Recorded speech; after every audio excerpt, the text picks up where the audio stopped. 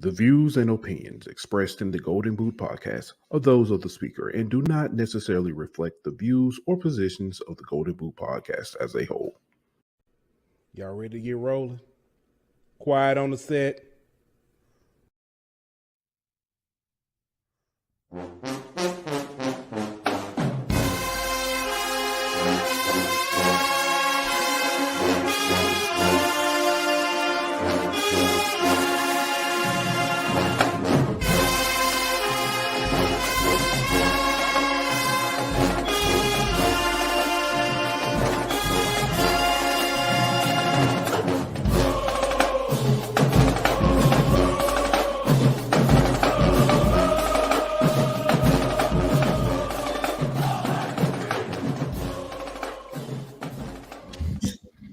Hey, welcome back to another episode of HBCU Hour. It's your boy Pooh Bell. I got my man Ant Petty Murphy in the building.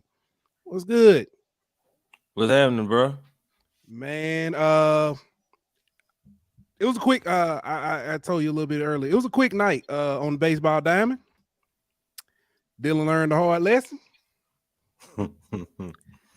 They run ruled somebody last week. They got run ruled today. Some days you the bird. Some days you the statue. Be like that. He was a statue today. Everybody was standing in the dugout.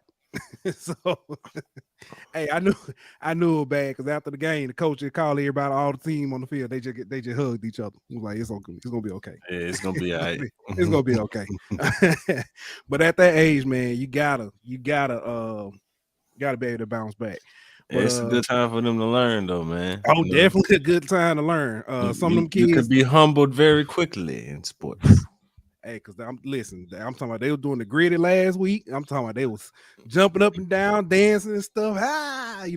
This week Roller coaster. The roller coaster gonna come back down sooner or later. Hey, what they say when the funeral is it was with the a lot of slow rollers, a lot of long faces. Them bats was dragging the dirt today. Oh yeah, but head down. Yeah. What make it even worse? It was our day to bring snacks. Yeah, I told my wife. Ain't no snack good enough for you to lose by 10, bro. Hey, listen, I told my wife, pack all them snacks up. They ain't getting nothing. No, I was just playing. But hey, yeah, at that, you mad too because you learn about all these snacks and they want to come out here and get embarrassed. But as a player, ain't no snack gonna make that that run rule loss better. What made it worse? Because we got a lot of parents don't, when you give snacks, they don't give snacks and stuff to the coaches. So we got it for the coaches and like the dugout. I wouldn't give it to the coach. Nah, we gave it to them and thank you so much. Them kids was like, hey, here you go snack. They just looked at me and kept walking. I was like, you wasn't gonna get it no way. So but nah, man, to deserve that snack. Nah, man. But it's tough, you know what I'm saying? I know it's tough on the coaches and stuff. We're gonna find out about coaching. We're gonna find out a lot what it's like. We got a very special guest in the building. Very special. We got look who made a return. Rev in the building. Hey, Daddy. He's so excited he can't even type. He must ain't got no game to watch tonight. Oh, the Lakers ain't playing right now. That's playing. Yeah. He'll cut off. He gonna leave the show midway through the show as soon as that game tip off. Yeah, we got the Matador in the building. What's good, Dr. Cavill? Dave in here. And then we got other Dave. We got North Carolina head Dave in here. He said, I wasn't gonna miss this one. Dave was excited. Coming. He was excited. If anybody was coming, I know he was coming. I told Dave, I said, Dave, guess who we're gonna have on? We'll have Coach Watch on. Dave was I heard him clapping in the background. He was excited. Before we get started, do want to give a shout out, and I'm doing right today. I do want to give a shout out to our sponsors, man. Shout out right to BetOnline.ag is your number one source for all your sports information, stats, news, and scores. Get the latest odds, lines, and player injury reports for this year's NBA and NHL playoffs. BetOnline is always your sports information headquarters. This season, we have you covered for all your sports wagering needs. We have everything from NBA, NFL, MLB, and NHL to golf, tennis, UFC, and boxing. BetOnline is the fastest and easiest way to get your betting info, including live betting options and your favorite casino and card games that you can play right from your home. Head on over to betonline.ag today or use your mobile device to get in on the action. Be sure to use the promo code BLEAV to receive your 50% welcome bonus on your first deposit. BetOnline, where the game starts. This guest don't need no introduction. But if we had to do an introduction, we're going to let him do it himself. The sky's the limit. Yes, sir. The only thing can stop us is us. Yes, sir. Okay? So we going to get better, though. Oh, yes, sir. Okay, but I tell you what. You all have hearts of champions. Oh, yes, sir. And the heart of a lion. Yes, sir. Yes, sir. Yes, sir. One last thing. Oh, yeah. Tell them to bring me my money.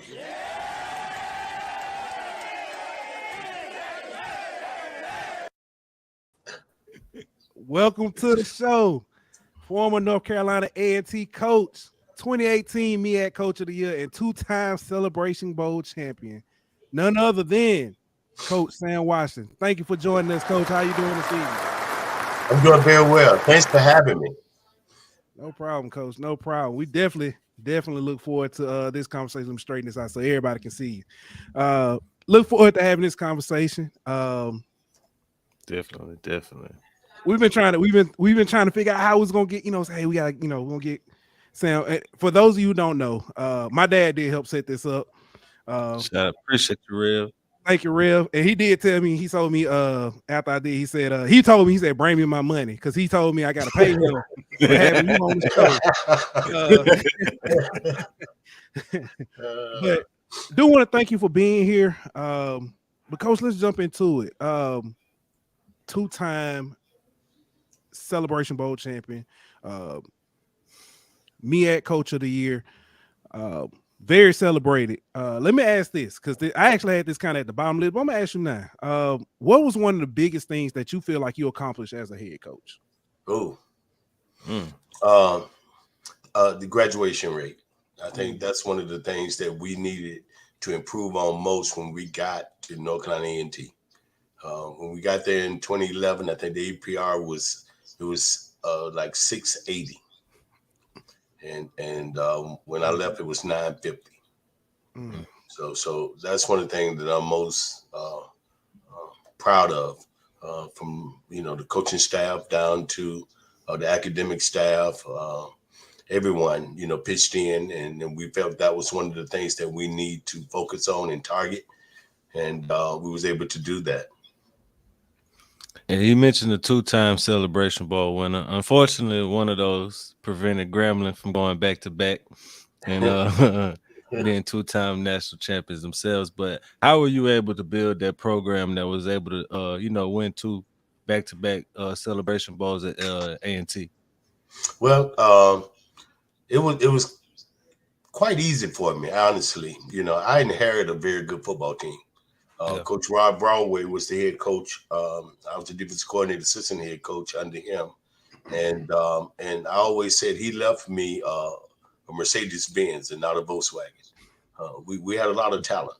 And the only thing I had to do was keep things between the lines and keep everyone focused and keep everybody in the vision on the big picture. It's bigger than me. It's not a me thing. This is a team deal, and that's the approach that we took, and it worked for us. Coach, you talked about increasing the graduation rate, things like that. One thing that I know affects not only on the field but off the field, especially the graduation rate, transfer portal. Oh boy.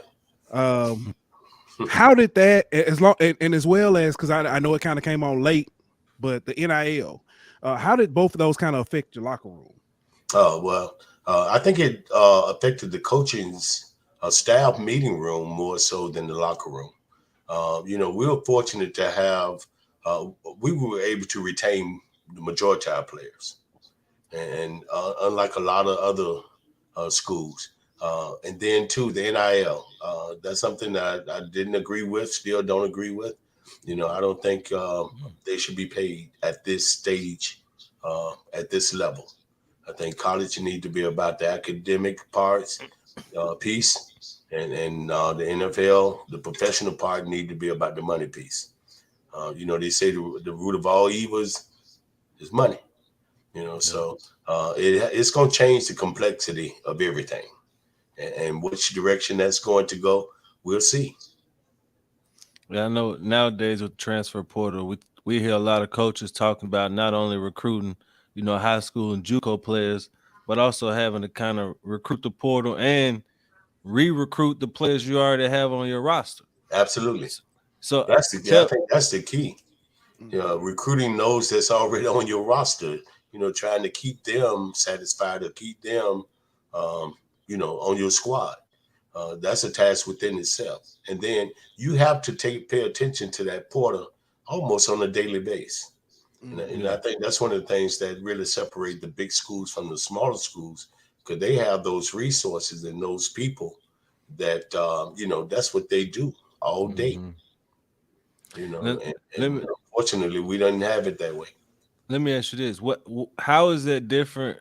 The transfer portal, keeping kids from trying to enter versus maybe keeping a senior from going to the draft if they got a red shirt year, or a junior from going to the draft how is recruiting a player different from them leaving in the portal versus them leaving in the draft? Well, I think the draft is totally different. If it's a young man and he know that he has a chance, teams already have contacted him, telling him where he stands, with them. That kid, you got to let go. In my opinion. But a freshman or sophomore, someone that just gotten there, and as soon as the obstacle come or something they don't like, and they want to jump ship, that's the tough one on me. Yeah. Coach, you talked about resources and some having the bigger schools having them. One thing I always kind of wondered, and this I guess can kind of be a 2-part question. Recruiting at HBCUs. Yes. You don't see a lot of HBCUs reaching out to 4-star and 5-star guys. Is that just because it's kind of looked at as a waste of resources to reach out to those guys, or what's the kind of thought behind that? Well, I think you have to at least contact. You have to reach out to them, let them know that there is an interest. But I tell you what, the response that you normally get back would deter you from, making a hard pursuit at it. Yeah. And then too, now that same kid gonna go to one of those Power 5 schools, and they gonna wine and dine him and go and make it almost impossible. You just don't have the same resources again that those Power 5 have. So we're talking about something else. I'm sorry. Go ahead. No, go ahead. No, go ahead. Now I was going to talk about again back to resources. You found success being a FCS school going against FBS schools. We know the resource, again, the resource gap is kind of there. What are some ways that you were able to find success? I guess on and off field, some things you were able to do to help. Finding a group of guys that's willing to believe in what you selling, if you want to put it that way. I hate to use that word selling, but believing in themselves, believing in the team concept, believing in the university, believing in the spirit, of giving, and believing in it's bigger than me. I think that's the key. That team is nothing like when you get a group of young men together and band them as one. That's something that it's hard to describe. And once they get that and they understand and they believe, the sky's the limit to what they can do. Speaking of FCS versus FBS, there's been a lot of talk lately, especially after the draft, about HBCUs needing to move up to the FBS level for various different reasons. Exposure, money, getting more players drafted, whatever the case may be. What are your thoughts on possibly moving up to the FBS level? I think it's going to have to happen. It will happen one day. but I don't think that's no time soon. One of the barriers, hurdles that you have to cross is enrollment. There's a stipulation on how many students that you have if you can be a SEC or a Power 5 school. And I think those numbers start like 30-some thousand, and very little to none of the universities, HBCUs, have that quantity of students. So those are some of the hurdles that we're going to have to, start facing. And how do we get the enrollment up at the university, so that we can compete at those other, I think we would have to go to mid-major first. It's going to have to be stair-stepped. Yeah. You ain't going to just jump, to the SEC. It's just not going to happen. Definitely. But did we lose the signal? Nah. But speaking of getting players drafted, what do HBCUs need to do to get more players drafted? I mean, you did it very well while you was at A&T, obviously. So what's the blueprint? I think fundamentals and technique, and utilizing what resources that you do have. Don't talk about what you don't have. Work with what you have, and I think that's the key to it. You got to just give your all. We did be blessed with athletes that was well prepared coming out of high school, mentally, psychologically, and understood the gift of giving and just being a whole person. And so I think we were very blessed, with some quality kids. Hello? Yeah, we got you, Coach. We still have you. I lost y'all picture. Uh-oh. Yeah. So I don't know what happened with my picture, but as long as you can hear. No, we still ugly on this end. We good, Coach. Well, now, Coach. Now, Rev did ask a question, kind of going back to recruiting, because this actually, I know this is kind of one thing, but how did the greatest homecoming on earth affect recruiting? I think it was a big selling tool. Big selling tool, and that's the weekend that you bring your top guys. So they can feel that energy and be in the midst of, that many people. It was fantastic. It was electrifying. There's nothing like a HBCU campus during homecoming. And then when you get that many people, it would be so many people just on campus that cannot get a ticket to the game. They would pay big money just to get on campus. And so it was a great selling tool, Go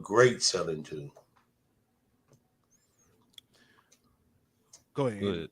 Okay, well, we talked about, the homecoming and basically all those things, the bands and all the things that encompass HBCU football. How is that different, from other places you may have been, whether coach playing or, just playing against? And how do HBCUs, how do we market that better to where we can, get better recruits, and things of that nature because of the culture that is HBCU football? Well, I think it's exposure. We got to find a way to expose, what we have and the energy, that's present, at those homecoming, at those games. TV, I think is the best way to go. The more people see, and the more people understand, and seeing is believing, and so we got to find a way to get more exposure. I think that would be the first thing I would target. Coach, let me ask this. What is we talked about the NFL draft? What is something that's keeping HBCU from putting more players into the NFL? Well, one of the reasons is the number of schools that's playing football now. Comparing to, but surely back in my time, it was back in the 80s. Just in Florida alone, You didn't have South Florida playing football. You didn't have Central Florida playing football. You didn't have FIU playing football. You didn't have FAU playing football. Western Florida. Those teams now, getting a lot of the players that normally would be playing at the HBCUs. And so it's very competitive. The recruiting piece is very competitive. And I think we're going to have to find ways to entice. And I think it starts with facilities and the truth about earning a degree. A lot of kids thinking, they're going to the NFL. That should not be the caveat. That should not be the main goal. The main goal should be earning a degree. Yeah. And I think once that message gets sent properly and the kids understand the worth of a degree, I think that'll help us. Coach, you talked about, coaching under Coach Broadway and kind of coming up in the ranks to HBCUs. We've seen recently the trend of former NFL players or NFL coaches coming into the HBCU ranks without kind of, matriculating through the ranks and learning what HBCU football is about. What do you think former NFL players or coaches need to know about HBCU football or need to do, when coming into these ranks to be successful? Well, that's a tough one. That's very tough because I'm one of those. I'm old school, and I think you need to go through the growing pains. You need to go through the knocks. You need to experience the whole thing. Instead of just being able to, just because I played in the NFL and I want to coach and I want to start, and use that as a springboard, to go other places. But I started with Coach Larry Little, who was a 12-time All-Pro. Yeah. So Steve Wilson is another name that I can call out. That was a former NFL guy, that coached HBCUs and had and did a good job and had a lot of success and coached some championship teams. So it's not that it's just starting. I think it's the way that they're going about it. Yeah, that's a little different than what we've seen in the past. Yeah, Coach, you mentioned let me say this: there's a lot of good assistant coaches that earn or deserve the right to become head coaches, and I think universities need to, and ADs and chancellors need to take a look at those guys as well. Yeah, who put in the work through the ranks? Who put in the work? Yeah. That actually brings up another question we've talked about, and I actually heard on the Twitter space people talking about HBCU coaching trees. We don't really see it as much, or at least it's not advertised as much or brought to light, because when you look at the predominantly white schools, you will see some people can say, oh, that he comes from the Saban tree, or he comes from the Mike Leach tree. Yes. I hear you, and I totally agree with you, because I'm gonna tell you, a Buddy Pugh should have a tree that's humongous. Yes, sir. Yeah. He should. This guy have won championship after championship, and always put. He always have a NFL draft. Some kind of way, South Carolina State gonna have someone playing on Sundays, and so now I think Coach Broadway has a very good tree. There's some young coaches coming up. Trey Oliver at Central. And Sean Gibbs at Fort Valley. Those young guys, they gonna make some noise throughout HBCU football. Yes, sir. You talked earlier about kind of when you were coming up, saying HBCU as a player. How has the HBCU culture and things changed since, saying from you being a player to an early coach to now? I think the culture has remained consistent and pretty much the same. It's very rich, in history. It's almost hard to describe the culture at a HBCU. The bond, the togetherness. I tell most of the players, the guy that you're sitting next to, possibly going to be your best man in your wedding. Yeah. And you develop those kind of relationships. Excuse me.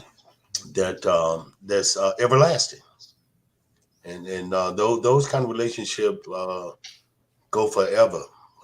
Your your child's godparents, you experience all those things, with that Black culture, and then just the Black experience itself. Watching the dance, just the way we move as people in dance, the way we move with music. Uh, all those little things I think would separate and make us a little different uh, than the others. You talked about how the culture hasn't changed much, but in between the lines, the game has changed a lot. Oh boy. As a coach, as a coach, how was it adjusted to not only the change of style, but the change in rules as well? Yeah, I think the rules changed, some for the better, some not.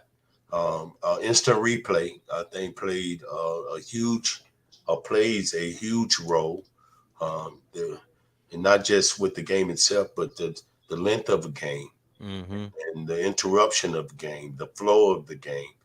Um, and then, back in the day, it was all about power. Uh, it was about power football. Everybody running wing T, wishbone, um, drive blocks. Now everything is RPO, zone reads, and more finesse. Um, so that's part of the evolution. Things gonna change, and you have to change with it. But one thing about football, it's gonna always come back to run, block, and tackle. If you can do those Mm-hmm. three things, you have a chance. Yeah. If you cannot do those three things, you're done. Coach, I want to take you back to September 2018, the game against ECU. Okay. Going into that game, was there because I know you said you have to have players that kind of believe and saying and buy into what you're telling them, or and I hate to say selling, but who Yes. kind of buy into your program. Right. Going into that game, was there like this feeling in the locker room that hey, this might Oh be man, it? it was so much tension in that locker room that day. Going into the game, a few things happened that stood out. Um, the game was supposed to start at 7. Mm. Now it's 8 o'clock, and we still cannot play because of the lightning. It was bad weather. So now it get to like 8:30, and we still haven't kicked off. So I go to the locker. I go over. I get my athletic director, and we go over and we meet with Coach Montgomery and his AD. And I said, Coach, the like we're gonna get this one in. And then he said, No, we're gonna play this game. I'm like, okay, so how are we gonna play the game? He said, Well, and I'll tell you what really ticked me. He was like, he had a gentleman there to read the contract. Mm. Oh, yeah. Okay, that explains a lot. Mm. Yeah. So now I'm feeling some kind of weight. Yeah. Bruh, what you doing? I'm saying, let's get out of this thing and keep the kids safe. And didn't happen. So he said, I'll tell you what we'll do. This is athletic director talking. He said, we'll send you back to Raleigh tonight. And we'll put you in the hotel. And then y'all come back tomorrow and we'll play at 1 o'clock. So, I'm pissed now. Oh yeah. So I go to the locker room and tell them exactly what went on. So we head towards Raleigh. We get halfway to Raleigh. We get a phone call. Coach, y'all, we can't find a hotel in Raleigh. Y'all got to go to Fayetteville. Mm. We go to Fayetteville. get to Fayetteville, coach, we couldn't get everybody in the same hotel. So we got the offense at this hotel, the defense at that hotel. So it was like one thing after another, and I took it as belittling us. Mm-hmm. And that's just how I took it. So I couldn't sleep. I'm so pissed off. I couldn't sleep. So the next morning when we headed back, I think the players picked up on that energy. And then so we walked in the locker room, who do I see? Tariq Cohen. And so, I put him in, and boy, he let him have it. So the energy and was right. They was ready to go. I mean, they were biting at the bits, to play. And we went out and played I hate to say mistake-free football, but as close to it as possible. Right. Yeah. We never, put ourselves in harm's way. We stayed, in front of the sticks, pretty much throughout the whole afternoon. So I understand where all of that pettiness came from in that celebration. Now and honestly, that make it that much better, Coach. I ain't gonna lie to you. Listen, Coach, I don't know if you know how good you are. My next question was, what brought on the Bring Me Mama? But now we know. Yeah, I understand. I definitely appreciate that a lot more. And honestly, now that I know that they had the contract so readily available, they knew how much they had to give you, Coach. That's right. That's right. And then if we didn't play the game, we would have had to pay them. Oh man. Yeah, the hits just keep on coming. Man. That just I ain't gonna say untold, because some people, I'm pretty sure somebody may have known that story. I didn't know the backstory to that, but that makes it so much sweeter. Yes, so it did. Sweeter. That made it very sweet. It did. I'm gonna tell you, equally as sweet. Another big win was App State. We went up there in 15, and they didn't think we had a chance in hell of beating them, and we came out of there with the win.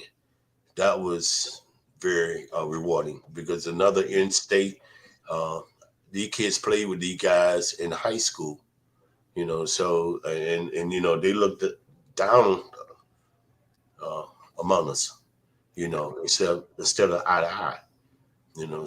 So that was another a big victory for me.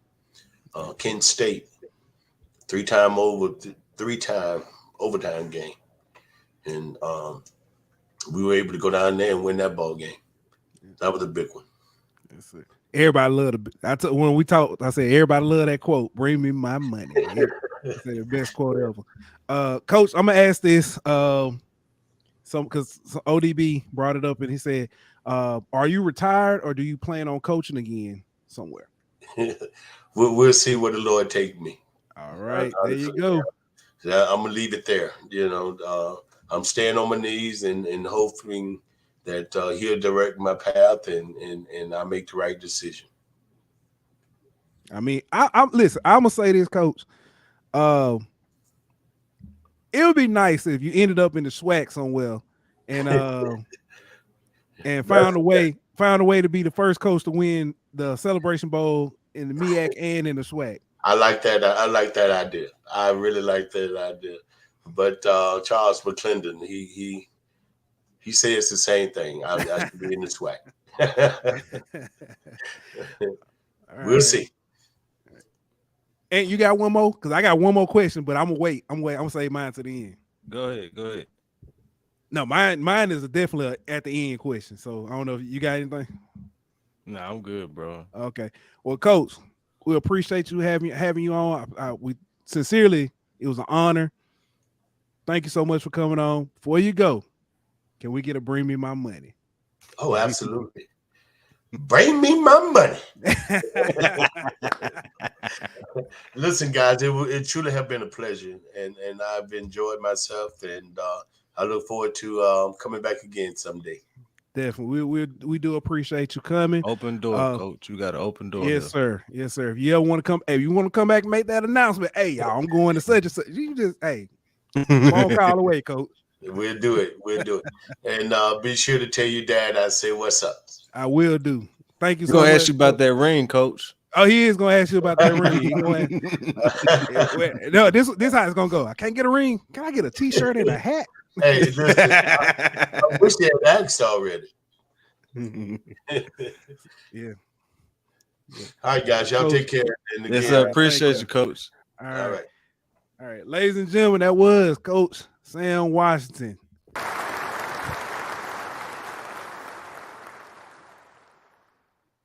Ooh, I get fired up. We had, you know what? This is the second time we had a guest that gets you so fired up. Give me my money. We can end the show right here, but we don't. But nah, that was I mean, we got stuff to talk about though. we do got some stuff to talk about. Let's stay in I want to stay in football real quick. Go ahead. Run through it real quick. This man name keeps popping up every episode, especially when we talking about HBCU alum Reggie Barlow, XFL Coach of the Year. Well deserved. Well deserved. He got a chance to be the XFL champion too, coming up this I think it's Saturday. Yeah, it is Saturday night. Yeah, Going against it was a team game, a close one too. Early yeah, in the it's season, gonna be a good one. Yeah, It's gonna be a good one. I think they're gonna pull it out though. Yeah, I do too. I hope so. The champs, man. The champs get moved to 2 of their games moved to Thursday. North Carolina Central, the game against Morgan State, and the game against South Carolina State, both gonna be on Thursdays. I'm going to go out on a limb and say they did that for network purposes. I would agree. That's gonna be big though. ESPN, they hadn't announced Maybe. yet. I'm thinking Maybe ESPN, probably EU, ESPN 2. Yeah, ESPNU, something like that. Yeah, but it's still gonna be big, man. Make sure when those games come on, man. Even if you don't watch the game, put one of your TVs on that game so those ratings show up, because that stuff matters. Hey, DVR it and then go back and play it. That's another way to do it. DVR, I ain't heard that one in a minute. Yeah, well, it's, you know how they do it now. You know, record it. Everything is called DVR. It ain't the same. I mean, but I got. I know what you mean. Yeah. Hey, we went from shut up and dribble. We need to start yelling "shut up and legislate." I don't know if you saw this. I did. State representative out of Georgia, Vernon Jones, he basically said that the reason why the HBCU draft numbers were so low was because of President Joe Biden. Who was the president in 2020? That was still Donald Trump. How many players we had drafted? 0, if I'm not mistaken.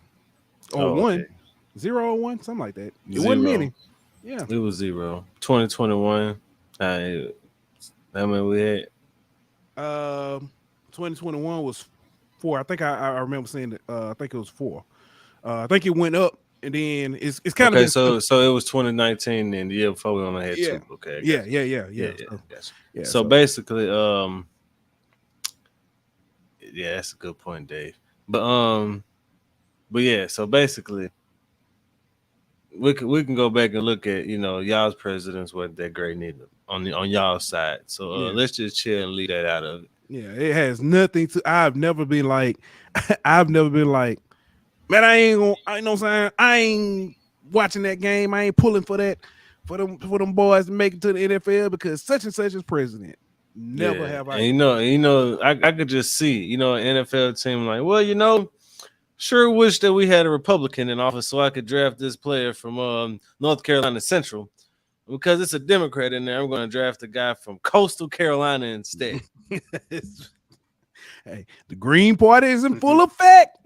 Let's go, libertarians. Nah, stop. Shut up and legislate, man. Yeah, shut up and legislate. Yeah. They need to kill me with that. Put that on the shirt. Don't tempt me. That'd be on the shirt tonight. And basketball, man. We ain't talk basketball in a minute. Coppin State got their new head coach, man. They did that. Yeah, Larry Stewart, former Coppin State player, also played in the NBA for the I think it was the Washington Bullets. Before they changed their name and logos and stuff. Yeah. He has been tabbed. Oh, my bad. Go ahead. Oh no, so he's been tabbed as the new men's basketball coach at Coppin State. So Speaking of head basketball coaches, there was one not too far from me that just got an extension. That boy got paid. Shout out to Coach Dante Jackson and Grambling for getting that extension, man. man, I think Dante if Jackson. I'm not mistaken, it was 4 years. Yeah, 4 years, additional Yeah. 4 years. It was approved. I don't think it was nobody even batted an eye. Approved by the University of Louisiana board. If they was trying to say something with it, they was gonna get squared up on by a whole bunch of people in Grambling, bro. Yeah, Pay that man. That man worth it. Yeah. The old man himself, man, Joe Bryant Jr. He continues to get camp invites. He definitely got. I think he has a chance. He has a chance to be the next one taken, next HBCU player taken, at least to make a roster. But Joe Bryant got a G League elite camp invite, man. So congratulations, man. Good chance to make a name for himself, get more exposure for him in his game. Yeah, definitely. He's definitely got a lot to add.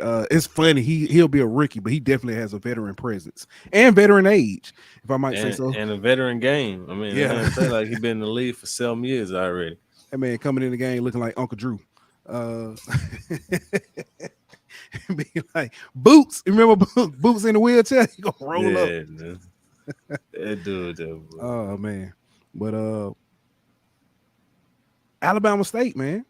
Track team with a sweep of all sweeps. Not only did we reported back, they won the indoor men's and women's championship in the SWAC. They won the outdoor men's and women's championship in the SWAC. So congratulations to them. That's domination if I ever heard of it. Big domination, man. To win like that, man, that's dope, man. So congratulations to them. And finally, man, Banks got one he can celebrate. Finally, Morgan State. Yeah? Morgan State got a championship, man. What? NCL championship. So congratulations to Banks and Morgan State. He can now throw that at Erica. Let me find out. He got to get some hand clap for that. He can finally throw that at Erica and Dave. I think Dave be messing with him too. Yeah, they be giving him hell too. But yeah, man, he definitely 1-on-1, man. Congratulations to them. Hopefully, oh man, when was it? Is it? I'm trying to think. Morgan, is this week? No. MEAC. I'm looking Howard. Rugby, women's rugby team. Oh, Trying to think. See when that is. If I'm not mistaken, that may have already happened. Trying to find out.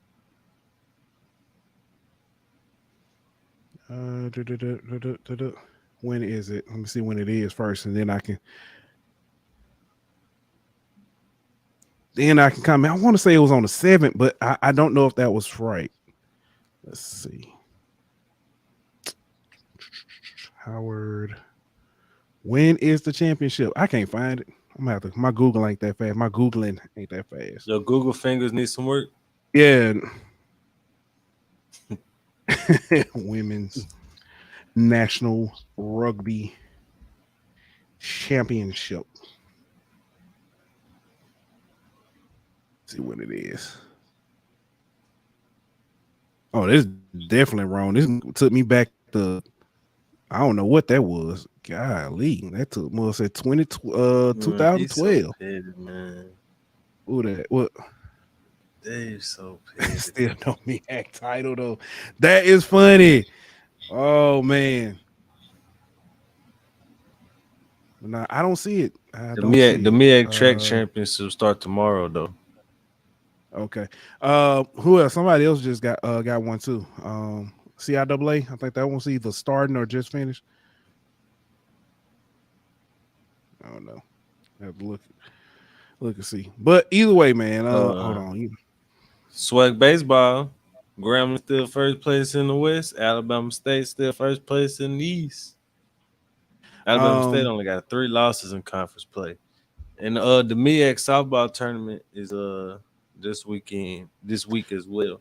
SWAC softball tournament is this week as well in Gulfport. Yeah. So yeah. So let me see when this championship is. I had to go to their Instagram page, and it don't have the date on here.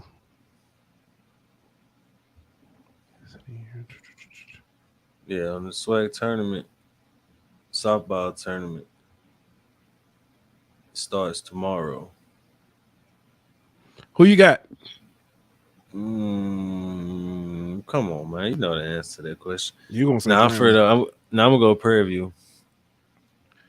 If I'm not mistaken, Dr. Ville, I know he can correct us. If I'm not mistaken, they got one on the season, one loss as far as conference play. Yeah, if I'm not mistaken, that's true. They first place in the West, Alabama State first place in the East in softball. Yeah. What about baseball? The G-Man, baby. You know, come on now. Come on now. Who you got MEAC softball?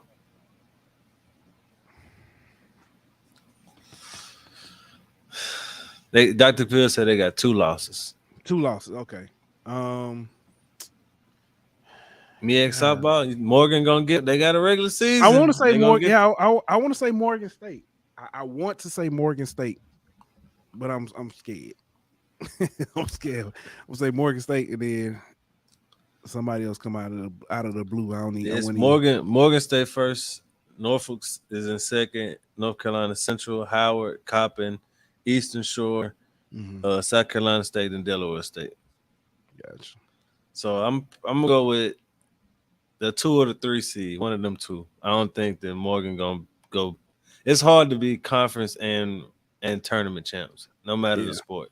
So I mean, not saying they can't do it, but it's just hard to do. So I'm gonna go with North Carolina Central.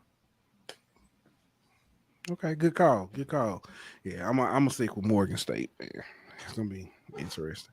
So I see here the game was yesterday. I'm trying to find the results though. While you doing that, I'm gonna read what Dave wrote. North Carolina A&T track team broke some CAA records during the track championships over the weekend. I did see that. Men's team placed 3rd, women's team placed 4th. Hampton's women's team placed 2nd. Kudos to them, man. I know A&T always had a historically good track team, but with their coach leaving, I know they kind of had some ups and downs, but look like they kind of getting back to where they should be, which is at the top of the track and field game, especially for HBCU sake. Yeah. So the game was yesterday. Let me see what I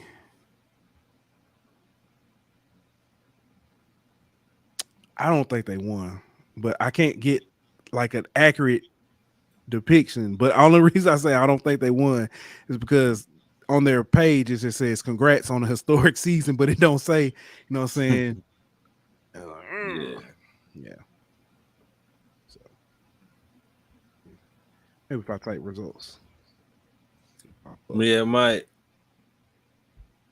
says Bowie State won the CIAA softball tournament, and Morgan is going to win the MEAC softball championship, making it a North Maryland thing. Okay, calling a shot on the Morgan State. I see. Hey, you know what? I'm gonna y'all need to listen to me at Mike more because he called accurately depicted. He caught some things. Yeah, I don't know. I owe that to y'all. We'll post it on Twitter once we get a definite answer though.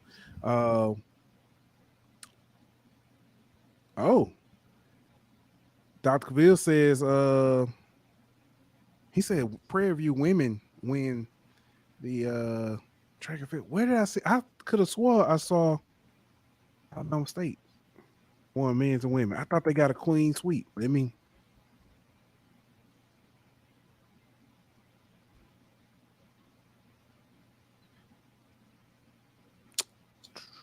Okay, I see what I did. That's on me. Is that indoor or outdoor? That is outdoor. That is on me. The men swept. The women did. Prairie View women.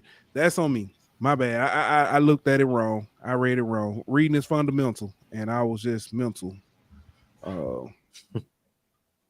When I missed that, my bad, Dr. Cavill. Don't Dr. Cavill he don't play by Prairie View.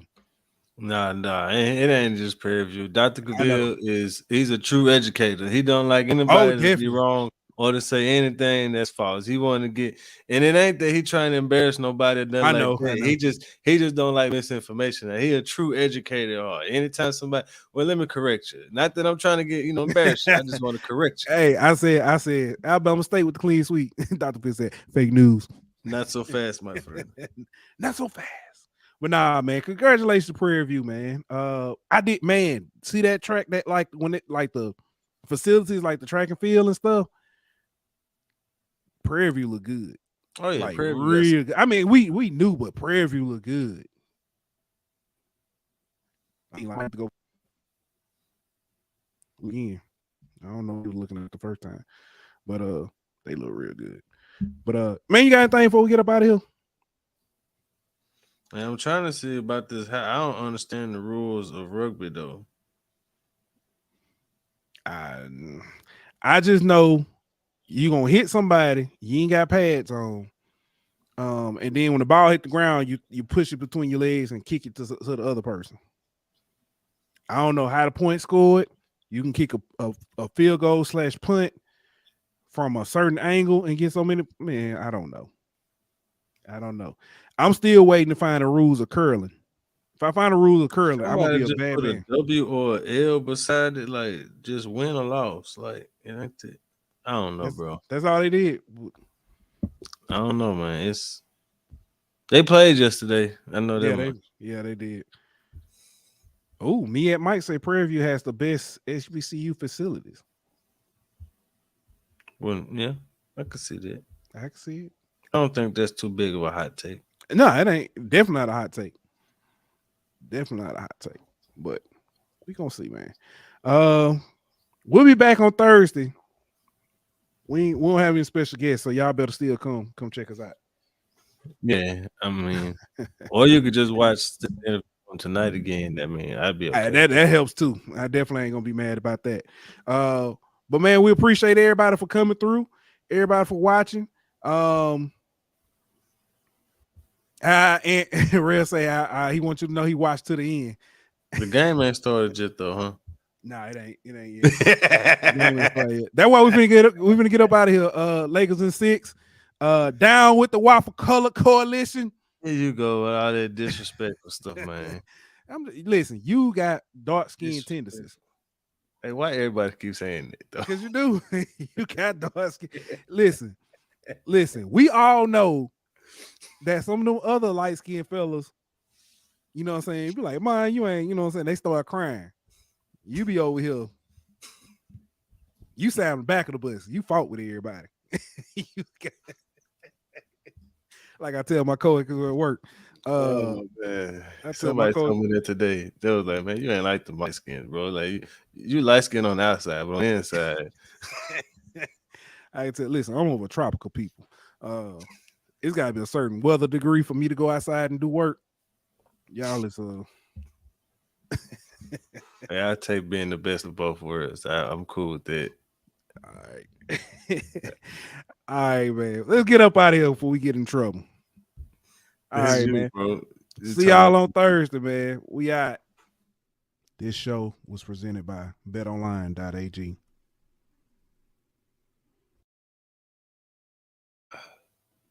Oh, man. I ain't hit the what's called. I be messing up. Boy, you this dude right here.